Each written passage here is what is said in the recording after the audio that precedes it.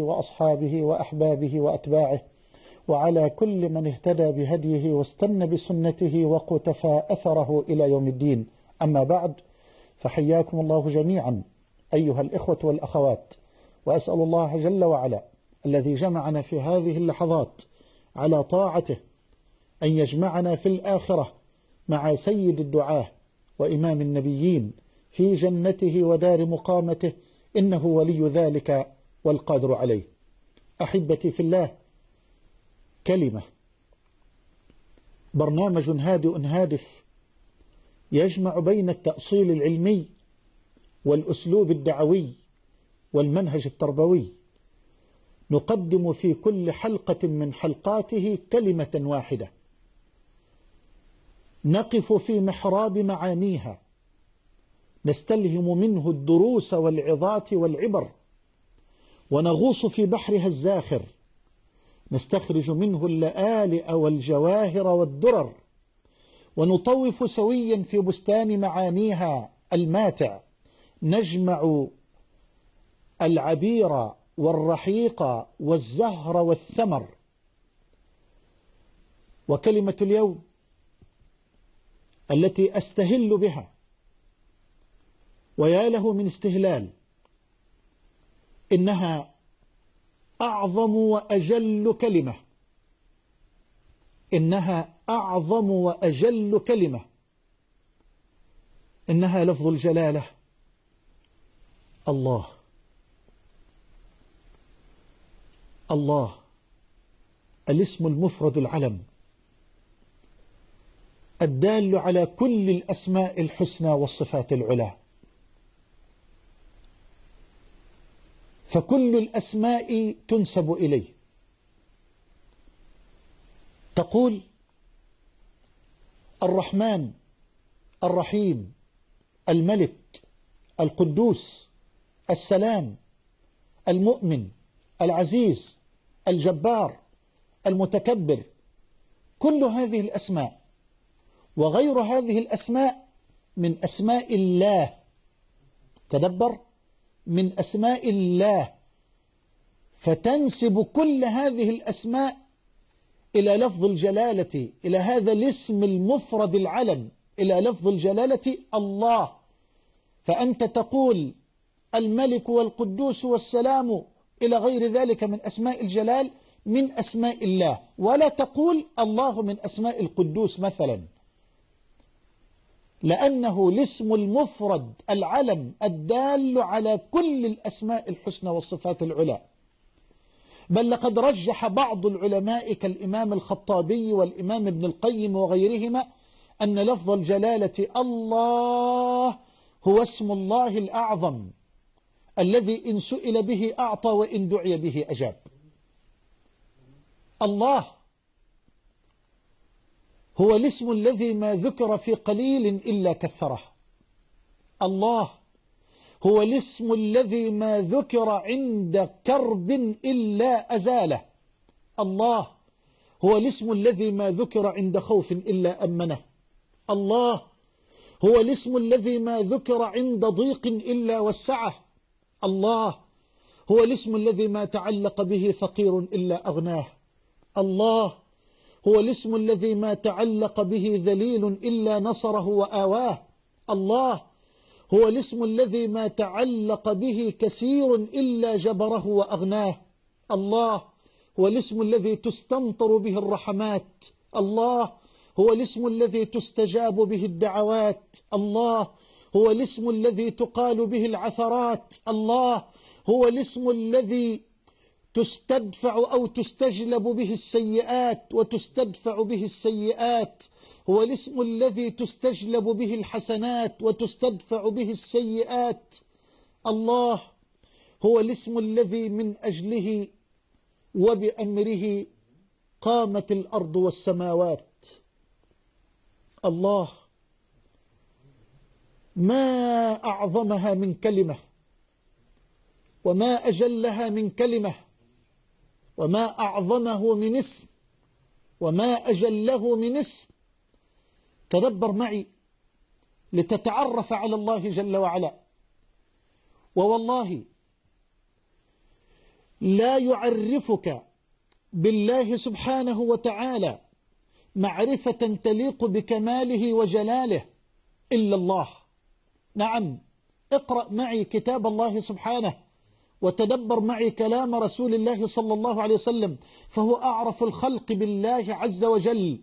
فإذا أردت أن تعرف الله فارجع إلى كتاب الله وارجع إلى سنة رسول الله صلى الله عليه وسلم، فإن أول من شهد لله بالوحدانية هو الله. شهد الله أنه لا إله إلا هو والملائكة وأولو العلم قائما بالقسط، لا إله إلا هو العزيز الحكيم. فما عليك إلا أن ترجع إلى كتاب التوحيد الأول، إلى كتاب الله جل وعلا، وإلى أعرف الخلق بربه سبحانه وهو نبينا صلى الله عليه وسلم، لتتعرف على الله جل وعلا.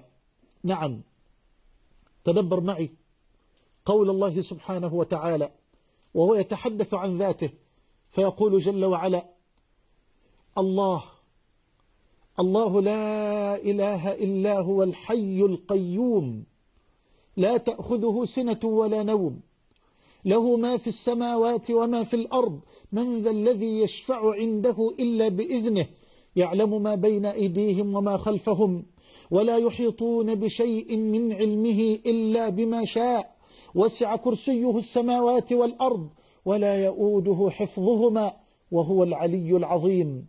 تدبر معي قول الله جل وعلا وهو يتحدث عن ذاته تبارك وتعالى: هو الله الذي لا إله إلا هو عالم الغيب والشهادة، هو الرحمن الرحيم. هو الله الذي لا إله إلا هو الملك القدوس السلام المؤمن المهيمن العزيز الجبار المتكبر، سبحان الله عما يشركون. هو الله الخالق البارئ المصور، له الأسماء الحسنى، يسبح له ما في السماوات والأرض وهو العزيز الحكيم. تدبر معي قول الله جل وعلا: قل هو الله أحد، أحد في ذاته، أحد في صفاته، أحد في أسمائه، أحد في أفعاله. قل هو الله أحد، الله الصمد، لم يلد ولم يولد ولم يكن له كفوا أحد. قال الله خالق كل شيء وهو على كل شيء وكيل، له مقاليد السماوات والأرض والذين كفروا بآيات الله أولئك هم الخاسرون. ما أكثر الآيات وما أعظمها. فإذا أردت أن تتعرف على الله جل وعلا فما عليك إلا أن ترجع إلى كتاب التوحيد الأول، إلى كتاب الله سبحانه وتعالى، كما سأبين إن شاء الله جل وعلا. وما عليك إلا أن ترجع إلى النبي صلى الله عليه وسلم ليعرفك بالله، لأنه أعرف الخلق بربه عليه الصلاة والسلام. قال: أنا أعرفكم بالله، وفي لفظ: أنا أعلمكم بالله وأشدكم له خشية. تدبر معي وتدبري أيتها الفاضلة في صحيح مسلم من حديث أبي موسى الأشعري رضي الله عنه أن النبي صلى الله عليه وسلم قال: إن الله لا ينام. تعرف على الله جل وعلا، واملأ قلبك بعظمة الله، واملأ قلبك بقدر الله وجلاله. تعرفي على الله أيتها المسلمة الفاضلة الكريمة. قال رسول الله صلى الله عليه وسلم: إن الله لا ينام ولا ينبغي له أن ينام، يخفض القسط ويرفعه، يرفع إليه عمل الليل قبل عمل النهار، وعمل النهار قبل عمل الليل، حجابه النور، لو كشفه لأحرقت سبحات وجهه ما انتهى إليه بصره من خلقه. لا إله إلا الله. الله اسم لصاحبه كل جلال، اسم لصاحبه كل جمال، اسم لصاحبه كل كمال. حجابه النور، لو كشفه لأحرقت سبحات وجهه ما انتهى إليه بصره من خلقه. بل ومن أرق الأحاديث في هذا الباب أن أعرابيا أتى النبي صلى الله عليه وسلم يوما ليسأله، والحديث رواه مسلم من حديث أنس بن مالك رضي الله عنه. يقول أنس: كنا نهينا أن نسأل رسول الله صلى الله عليه وسلم. انظروا إلى أدب الصحابة. وسأقف مع هذا الاسم ومع هذه الكلمة إن شاء الله في حلقة أو في حلقتين مع كلمة الصحابة لنعرف قدر هؤلاء أيضا. يقول أنس: كنا نهينا نسأل رسول الله صلى الله عليه وسلم، فكان يعجبنا أن يأتي الرجل العاقل من أهل البادية فيسأله ونحن نسمع. قال: فجاءه أعرابي فقال: يا محمد صلى الله عليه وسلم، فقال: يا محمد، أتانا رسولك فزعم لنا أنك تزعم أن الله أرسلك. لغة حدة ولهجة شديدة، ومع ذلك لم يغضب رسول الله صلى الله عليه وسلم، فهو من علم الدنيا التواضع والأدب. يقول الأعرابي بهذه اللغة الحادة: يا محمد، أتانا رسولك، أي الذي أرسلت إلينا ليعلمنا الدين وليدعونا إلى الإسلام، فزعم لنا أنك تزعم أن الله أرسلك. فقال النبي بأدب وتواضع جم: صدق، أي صدق رسولي.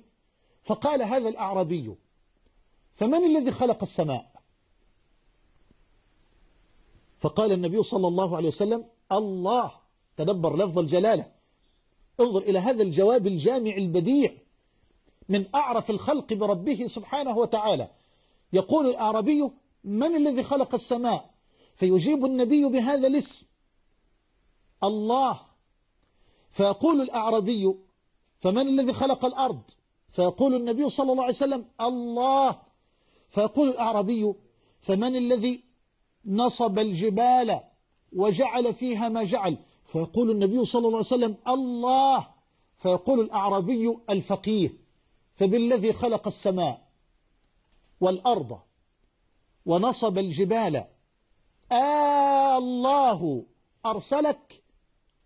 قال: نعم. قال الأعرابي: وزعم رسولك أن الله فرض علينا 5 صلوات في يومنا وليلتنا؟ قال: صدق. فقال الأعرابي: الله أمرك بهذا؟ الله أمرك بهذا؟ قال: نعم. فقال الأعرابي: وزعم رسولك أن الله فرض علينا زكاة في أموالنا؟ قال النبي صلى الله عليه وسلم: صدق. فقال الأعرابي: الله أمرك بهذا؟ قال النبي صلى الله عليه وسلم: نعم. فقال الأعرابي: وزعم رسولك أن الله فرض علينا صوم رمضان في سنتنا؟ قال النبي صلى الله عليه وسلم: صدق. فقال الأعرابي: الله أمرك بهذا؟ قال: نعم. فقال الأعرابي: والذي بعثك بالحق لا أزيد عليهن ولا أنقص منهن. ثم انصرف. فقال النبي صلى الله عليه وسلم: لئن صدق لا يدخلن الجنة. وفي لفظ: أفلح إن صدق. ما أجملها من كلمة وما أشرفه من اسم. الله. الله اسم لصاحبه كل الجلال وكل الكمال وكل الجمال.